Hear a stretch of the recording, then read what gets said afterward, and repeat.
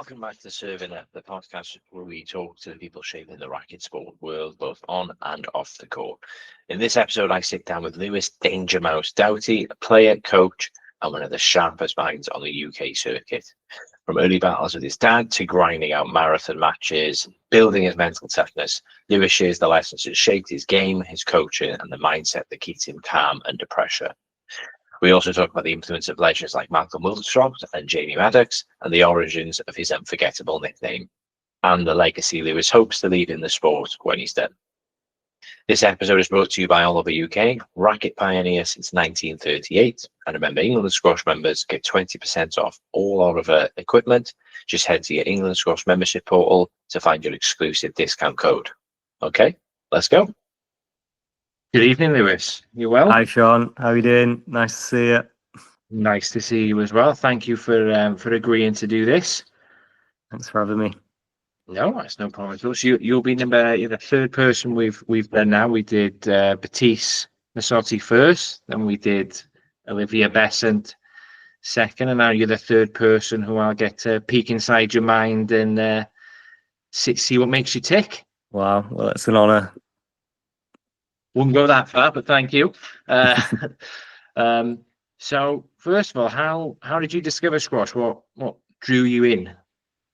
I started playing when I was about 10, I think, with my dad. I think like a lot of squash players. So my dad played a little bit at the club we were at. I sort of used to follow him around a little bit and jump on court whenever I could. Just went from there, really. Sort of started playing a few of the guys that were hanging around. Do you remember the first time you beat your dad and how he took it? Wasn't far after that, really. We played in the leagues, so I'm sure I was about 11, maybe. And we had to play each other in like the club box leagues. And he claims he sort of really struggled with it mentally.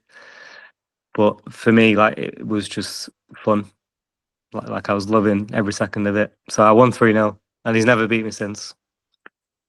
Wow. So, yeah. So you've got a solid 20-something year streak on him now, and yeah, we don't really play. I think after that we didn't really play, to be honest. It wasn't an enjoyable experience for him. I said, well, prodigy though, isn't it? So what Exactly, happens? Yeah, I think he was happy about it. You think he was happy in sort of the long run of it? Yeah. Oh, well, that's good then. I mean, so obviously you start the junior at 10, beating your dad by 11. What did you find came harder? Sort of your fitness, the skills, sort of the mental, when things got tough pushing through, what came easiest and what came hardest for you? I think if I remember rightly, sort of when I first started, it was more sort of playing the shots came easier, but actually learning how to hang in the rallies a bit more and be consistent with it wasn't that easy for me. I think maybe in terms of sort of maturity, being a bit late to develop that. So I think in the juniors, those ones that stand out as either the mega talented or they seem to be quite mature with the game plans and their attitude. I think for me that was what came last. So how did that come about in the end? Did somebody say something and a light bulb went off, or was it just years of work? I'm not sure. I'm sure a few people sort of contributed to it, but yeah, a lot of work and a lot of playing matches, and just you gradually become more confident in your ability, I think, and it's something you develop. I think just growing up, like having different experiences in life. You tend to get a little bit of that. And for me, honestly, it didn't come till I started to become quite good mentally, like into my 20s. Really, I think being able to grind out like tough matches and things. Still working on it now. Still working on it now. Coming from 2-0 down and Yeah, exactly. Yeah, grinding away in something that finals. really, I mean, like watching squash, like that's what really separates the elite from sort of like just below. Like you watch top 5 in the world play top 20 in the world. There's no difference in skill really. I don't think. It's just those little tiny. It's the points that they win at the big points where they know they need to win it. It's not like you said with the game plans. You can see that it's a different level of discipline. Probably you see they'll all hit the cross court next, but what's between the ears, the focus, the discipline is.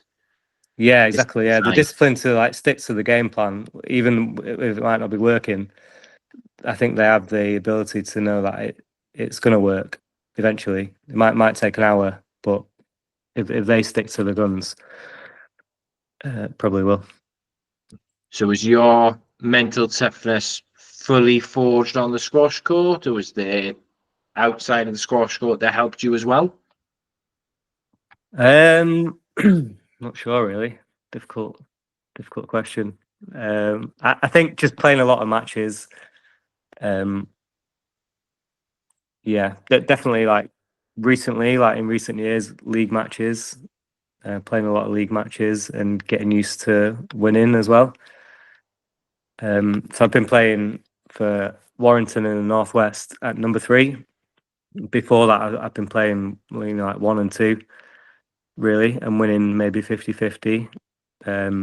Whereas playing 3, I'm like sort of expected to win most weeks. But just actually backing that up has really helped me, like sort of getting used to winning, even under a bit of pressure or whatever.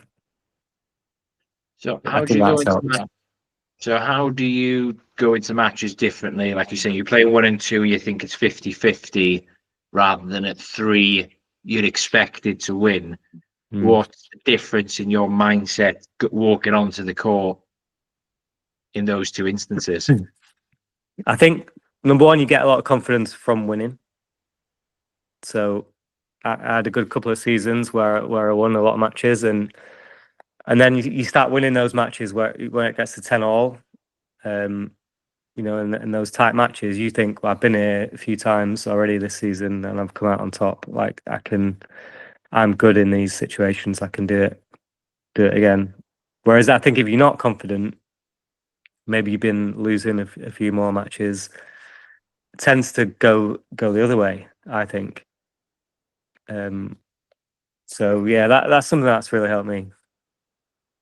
So how would you approach a match as an underdog then? You're going in not expected to win. What's the difference in your mindset when you're walking into those scenarios? Well, that can be really enjoyable as well. If you're playing someone that is like miles above you, I think it tends to bring your game up a little bit. And yeah, like you say, the pressure's all on the other player then as well. So they're maybe a bit edgier, and the longer they're on court, the less happy they are really, and the more you grow as well, because you're playing quite well and you're keeping them on court. I think, yeah, your mindset definitely changes in that you're more relaxed. You might be going for your shots a little bit more, and you enjoying it more as well. So what is there been any coaches, or has your family been sort of the biggest influences on you? Not just with your skill, but sort of helping you mentally and building that. Who would you say is that sort of the biggest influence on you?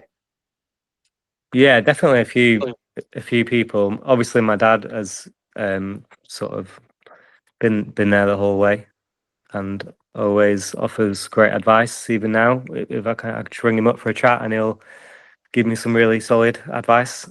So yeah, there's him, and there's obviously so when I was younger, Jamie Maddox, who is now quite well known for running squash stories. He had a really good really big influence on me, like as a junior. So he actually started off. He met my dad through Jamie's the photographer, and he met my dad through work. Right. Completely by chance. He did a photo shoot for my dad's business, and they obviously got talking. Like, found out that they had squash in common. And then he was like, "Oh, my son plays a bit," so I went on court with him, and from that point, like, he became my coach.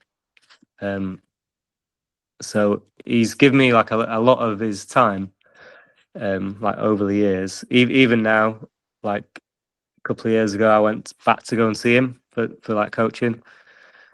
And yeah, he really helped me then. And even now, sort of gives me like great advice. This tournament I just played in the past weekend, he was there watching and was talking to me between games. So yeah, he's had a really big impact, and a few different coaches as well over that time. This guy called Chris Morrison, who really helps me as well. He's from Rochdale, and Andy Whip in recent years. He's had a massive impact on my squash as well. In terms of like the intensity of the training and sort of like the skill he has, and so just like knowledge of playing at like a higher level. Yeah, he's been sort of really good as well. Few different people, too many to name. Obviously, you mentioned Jamie, and obviously that squash stories as well. 52,000, however many members strong it is now. Obviously, a lot of people will only see what he posts and what he shares. What was he actually like on the court, and what was he like as a coach?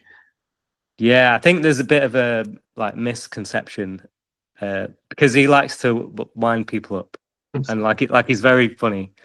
But honestly, I've sort of seen a lot of the top coaches around, really big names. But his knowledge of like, and his personality of how to get across like a technique, is the best like I've ever sort of been on court with, I'd say. Just in terms of how to break down like a swing, and actually make you understand it. It's a really difficult thing to do, I think.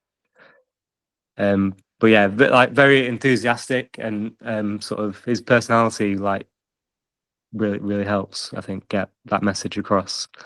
So yeah, he's a good guy. So when we start doing some coach interviews, get him on to do some Yeah, racket swing definitely. breakdowns. Yeah, definitely. I think he's very underrated in that area. Yeah, so you can tell he's knowledgeable. Not to go off on a tangent, obviously, from everything that he's doing, and when he goes on, podcasts and asking him questions, and you get that. But I don't think a lot of the members realize he's not just like a local player who's like a couple of hundred or a couple of thousand points. He is, like you say, a very good player and a very good coach. And yeah, well, I think if he'd have wanted to, like, to go into coaching properly, I think he would have been a very like a top coach. I know he coached a guy that maybe a lot of people don't know, called Tom Chabonneau, I think his surname was. From being like not a great junior to sort of like one of the best in England. He doesn't play anymore, but yeah, I think he could have been a really good coach, basically. Yeah, that's right. We'll get back to it now. Obviously, Jamie's a big personality, Yeah. and Can't talk about him all day.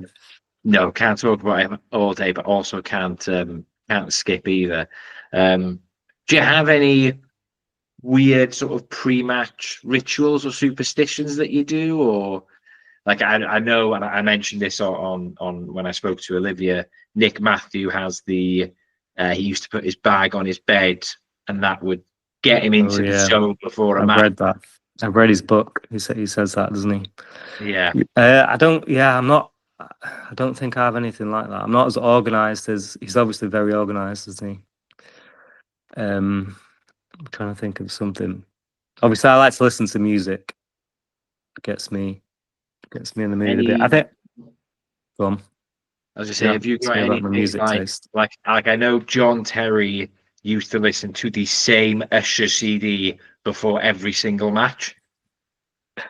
That was his superstition. I don't listen to Usher now, but I'm not like superstitious in that way. I don't think. I don't have to do the exact same thing, apart from maybe I think warming up in the same way. So it's not that interesting really, but warming up in the same way, like for training every day, and do that in the match as well. Then you have like a routine, and it helps you relax a little bit. You know exactly what you're going to do. That helps me, even though it's not something like listening to Usher. Is that just a physical, like I'm going to do lunges, then I'm going to do this, or are you talking to yourself at the meantime, visualizing, right, I'm going to do this shot, then I'm going to do, like structures? Is there anything that, or is it just I need to do this physical warm up? I think I'd be going over like a bit of a game plan, roughly, like in my head. But yeah, just going through like the different stages of a warm up, really. Like like start off with a light jog, and then start doing a bit of mobility and work into some lunges and a bit more dynamic movements. But then bit of ghosting and sort of thinking about what shots you're gonna be hitting and stuff. Yeah, that'd be it really. So we've walked on court now. You've done your warm up, gone through it. Do you have any tools or strategies that you're sort of using in the game, either to keep you focused, or you've got 5-0 up, 5-0 down, right? Something switches or needs to switch. I try and it's hard. No, not really. I don't think so. I try and just stay really try not to show my opponent too much. Stay really sort of like poker faced. If it's possible, don't get involved with the referee or anything like that. That's pretty much my game plan. So whether you're 5-0 up, 5-0 down, you're very strict, keeping to whatever game plan it is you've devised for that opponent. Usually, I'd say my game is like quite attritional. So I think if I go 5-0 down, as long as I've made it tough to do that, I think I'd usually try and stick to that kind of game plan. I wish I could say like Mohamed El Shabaghi, he can just sort of hit a few winners at the start of the match, go 2-3-0 up each game. I can do that maybe if I'm playing, a bit below my level, but I try and wear my opponents down. Grind them out, 2 hours, 3 games. I'd say so, yeah. Although recently I've got a bit better at sort of taking my opportunities. If I see like someone's hanging back a little bit, I think I'm a bit more confident banging it in, getting a few quick points, and a bit more of a killer instinct. So what's the inner dialogue then? If you're trying to keep it cool, trying not to get baited by the referee if they make a really bad call, is there an inner dialogue in your head? Absolutely nothing going on in my head. Just stay in the zone. Just as soon as that point is gone, you're not like, I should have done this, should have done that. It's just next point. Yeah, I think so. Yeah. Just quickly try and move on. If you lose the point, don't spend too long thinking about it. Get on to the next one straight away. I mean, I not thinking, but that's a big thing of mental. It's mental toughness is just moving on straight away. Yeah, I think the worst thing to do is make a mistake and then you're annoyed about it. You're still thinking about it until the next rally. So I mean, like maybe 1 in every 100 players, they have the ability to get angry and like smashing a nick or something. But for the 99% of players, like it's not going to work. Getting angry doesn't really help you play. So I think the ability to move on quickly, like, is really useful. So have you ever had a match where So you've been playing someone, it's either been close or maybe they've been winning, and then all of a sudden your cool, calm, and collectiveness has paid off because they've gone angry about, they've hit the tin when they shouldn't have, or a refereeing decision they didn't agree with, and all of a sudden the tide has turned and you've like made a comeback. Have you ever any like memories you've got of that? Yeah, definitely. I can't really think of a specific one. I don't want to name and shame anyone, but Don't have to name and shame, don't worry. no, definitely. Like, I think if you get someone to that stage where they're outwardly showing that they're upset, I think it's usually a good sign. They're usually going to hit the tin if you force it, or they might just not be thinking clearly, go for a bit of a silly shot. I think you've got someone, don't you, when they start acting out. Usually, although if you're playing someone like smart, they'll be arguing on purpose with the referee to. That's happened a few times. I've been on the wrong end of that a few times, where I'm playing like someone maybe a bit more streetwise. They purposely then are getting into arguments with the referee, or trying to wind me up a little bit or something, just to buy themselves time to reset, maybe get like an extra few seconds. But I think some players are good at that. I suppose it's a different way of a skill of how to gain more time, especially if it is obviously, as you say, attritional, wearing them down. If it's 1-1 or it's 2-1, they might be trying to buy every second they can. Yeah, or try and take your opponent's mind off the game a little bit somehow. I think all these things, but they don't come naturally to me. But they're definitely players use things like that. Oh yeah, you get it in all sports. So how do you stay motivated? Obviously, you've said fitness, so obviously your fitness training is going to be that much level above most squash players. How do you stay motivated in the training, and also when you've got a tough, grueling match that's going on for 100 minutes and it's still only 1-1 or whatever? How do you stay sort of mentally tough and focused to get to those stages? To do the training. To do the training and in the match as well, both. Yeah, I think I think to be able to sort of like push on in a match, you have to push yourself, like take yourself to that stage in your training, maybe. So doing like high intensity stuff, just to get your body feeling like completely at the extreme, to know what it feels like. So this is the point then when your matches, you're mentally thinking, oh well, you're not thinking because there's tumbleweed, but at least the short words is going in your head going, worked harder than this on Tuesday. Yeah, you need to know that you can come through it, and it's not like going to be a shock to your system. I think knowing that you're going to get a second wind. Like I imagine someone like Joel Makin, his training is sort of so intense that he knows in a match, like he's been there a million times, and he's going to be able to come through it. Mine's like a less on a different scale. Yeah, but there's so levels to else. everything.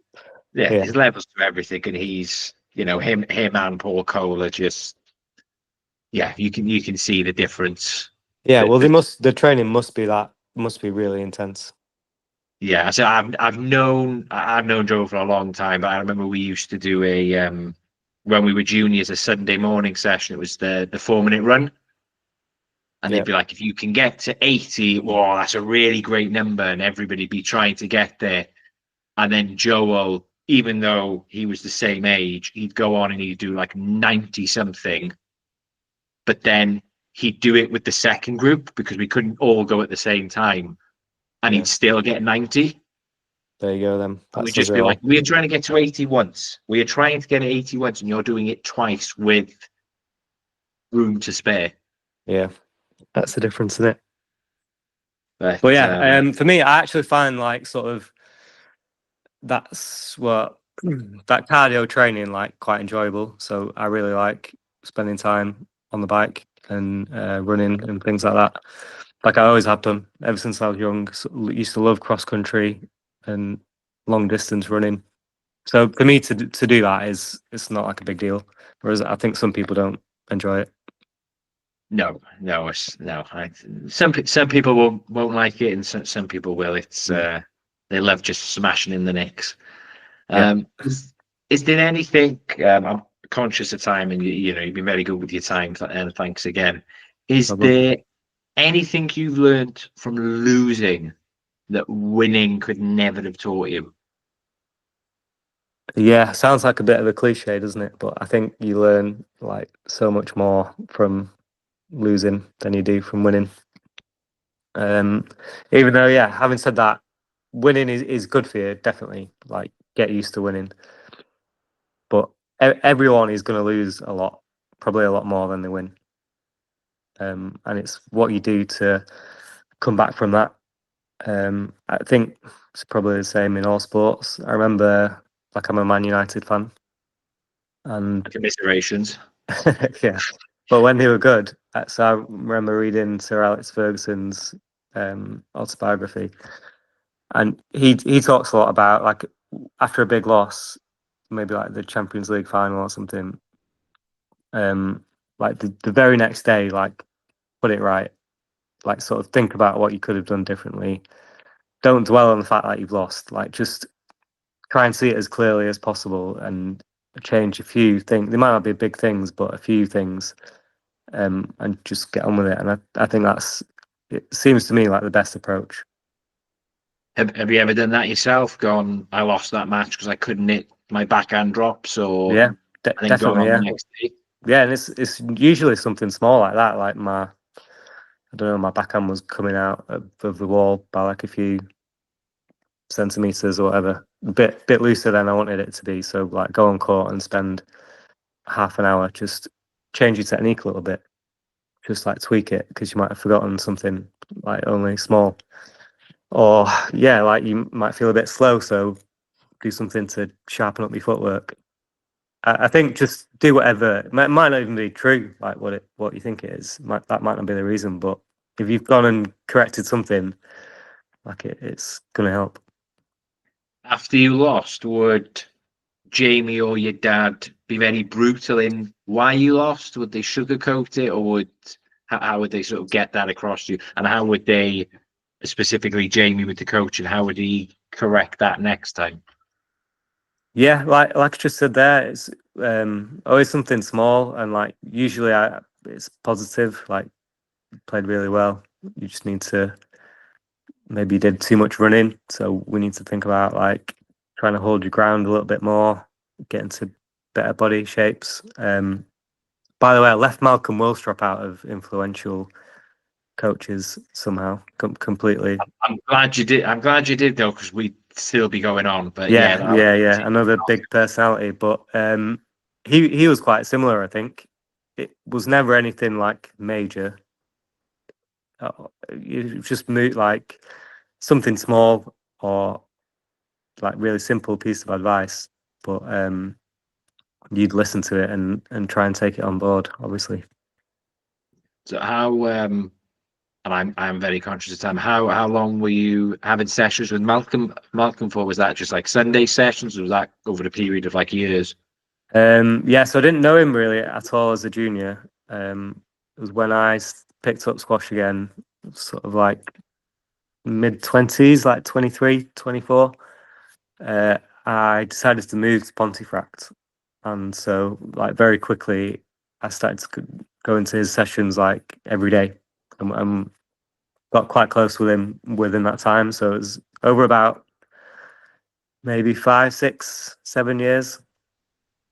I was working with him like most days, and yeah, again that time like sort of learned so much more about like coaching really probably than playing.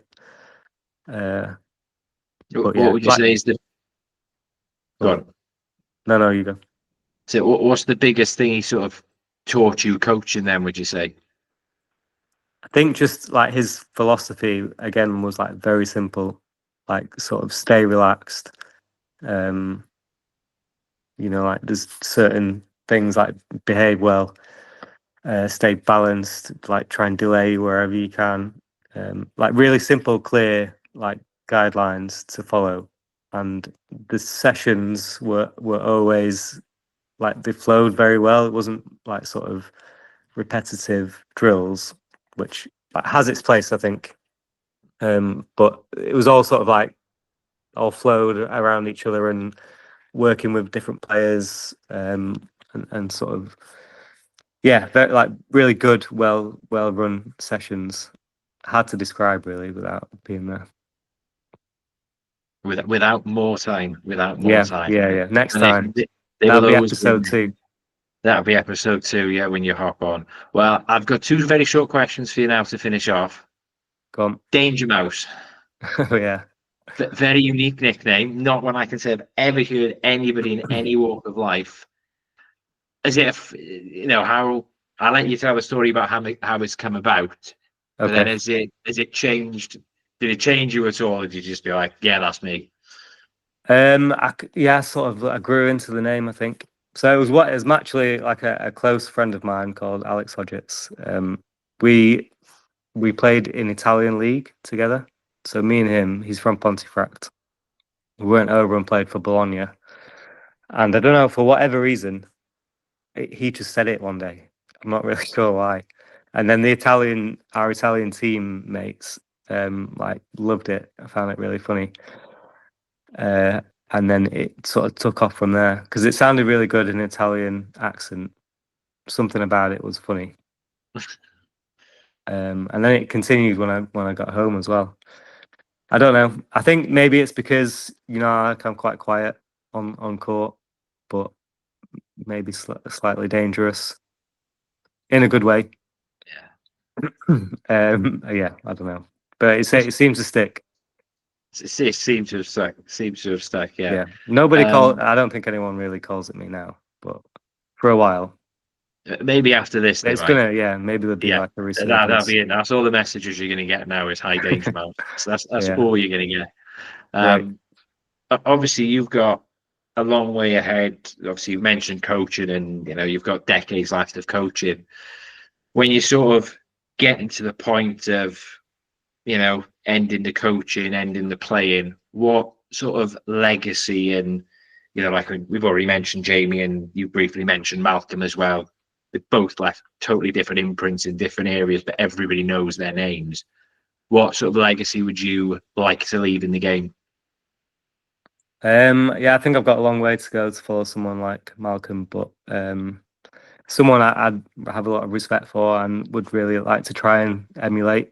But I think I don't know. I'd like to pass on sort of like being respectful and being a good competitor and playing in a certain way, like an attractive way, firm but like fair.